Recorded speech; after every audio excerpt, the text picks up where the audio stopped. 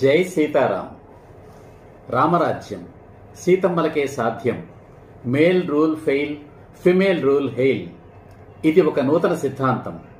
గతాన్ని మార్చలేము, భవిష్యత్తును మార్చుకుందాం. శ్రీ సీతారామ ధర్మ ప్రచార క్షేత్రం. ఇది ఒక నూతన సైద్ధాంతిక ఉద్యమం. ఇది ఒక నూతన సైద్ధాంతిక ఉద్యమ ఛానల్. ధనాన్ని ఓడించి బంధాలను గెలిపించడమే ఈ ఉద్యమ ధ్యేయం, ఈ ఛానల్ ప్రయత్నం. ఈ ఉద్యమంలో ఇది 5వ వీడియో. ఈ వీడియోలోని ప్రతి పదము, ప్రతి వాక్యము ముఖ్యమే. ఏది వదలకుండా చివరి వరకు వినండి. ఇది మీ వీడియో, మీకోసం, మీ పిల్లల కోసం వినండి. శ్రీరాముడు ఏకపత్ని వ్రతుడు సరే, మరి శ్రీరాముడు పూజించిన పరమశివుడికి ఎందరు భార్యలో ఈ వీడియోలో తెలుసుకుందాం. శ్రీరాముడు రావణాసురుని సంహరించాక బ్రహ్మహత్యా పాతక నివారణ కోసం రామేశ్వరంలో శివలింగ ప్రతిష్ఠ చేశాడు అని రామేశ్వర క్షేత్ర స్థల పురాణం. ఎందుకంటే రావణాసురుడు గుణాన్ని బట్టి అసురుడయ్యాడు, కానీ జన్మతః బ్రాహ్మణుడు అంటుంది రామాయణం. ఎంత చంపదగినవాడైనా బ్రాహ్మణుని చంపరాదు అంటుంది శాస్త్రం. భారతదేశంలో ఆసేతు, హిమాచలం శివుడి ఆలయాలు అసంఖ్యాకం. అనాదిగా భారతీయుల పూజలు అందుకుంటున్న దేవుడు శివుడు.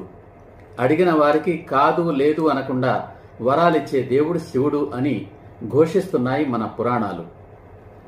ఆ బోళాశంకరుడికి ఎంతమంది భార్యలు అని అడిగితే 2 అని ఠక్కుని చెప్పేస్తారు ఎవరైనా. పేర్లు కూడా చెబుతారు, గంగా, పార్వతి అని. ఆ సవతుల పోరు గురించి గంగా గౌరీ సంవాదం అంటారు. గౌరీ గంగా, పార్వతీ గంగా అని కూడా అనరు. అక్కడికి గంగే శివుడికి పెద్ద భార్య అయినట్లు.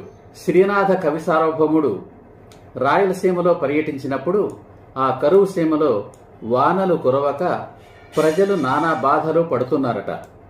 వారి బాధలను చూడలేక శ్రీనాథుడు సిరిగలవానికి చెల్లును తరుణులు 16,000 తగ పెండ్లాడన్ తిరిపిమునకిద్దరాండ్రా పరమేశ గంగ విడువు పార్వతి చాలున్ అని పద్యం ఒకటి చెప్పాడట చమత్కారంగా.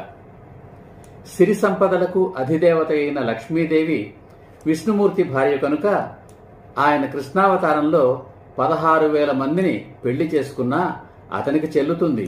కాని పరమేశ్వర, అడుక్కు తిని బ్రతికే నీకెందుకయ్యా 2 భార్యలు? నీ అర్ధాంగి అయిన పార్వతీదేవి నీకు చాలు, గంగను మాకు విడిచిపెట్టవయ్యా అని ఆ పద్య భావం. జై హింద్, జై సీతారాం.